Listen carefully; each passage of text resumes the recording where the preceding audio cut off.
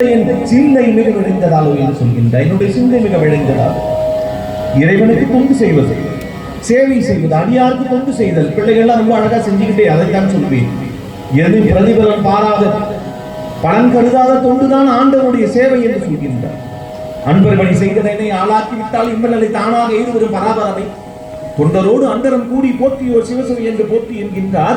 இலங்கு உருவழித்த என் ஐயனை அரிப்பரும் ஜோதி ஆண்டவனை எழுந்து அருள்வாய், பள்ளி எழுந்து அருள்வாய், என்னுடைய அஞ்ஞானத்திலிருந்து, அறியாமையிலிருந்து, மாயிலிருந்து எழுந்து அருள்வாய் என்று சொல்கிறார். ஆகவே எம்பெருமானுடைய பொழுது விடிந்தது. என்ன பொழுது விடிந்தது? ஞானம் என்று பொழுது விடிந்தது, மாயை என்னும் இருள் நீங்கியது. அதைத்தான் சொல்கின்றார். பொழுது விடிந்தது, என் உள்ளம் என் கமலம் பூத்தது, பொன்னொழி பொங்கியது, எங்கும் நான் கொடுத்து நிற்கின்றேன். செய்பணியெல்லாம் சொல்லுதல் வேண்டுமல்ல ஐயா.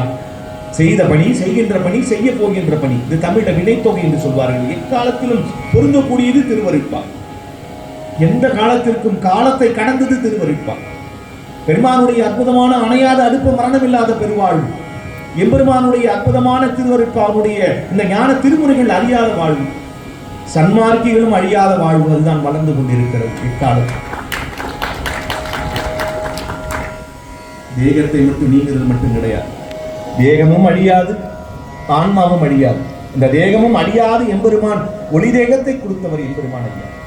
அந்த நிலையிலே அருட்பெரும் ஜோதி ஆண்டவரை, அந்த திருவருளை பெறுவது என்பதுதான் இந்த பிறவினுடைய லட்சியமாக கருத வேண்டும் என்று வாழ்த்துகின்றேன்.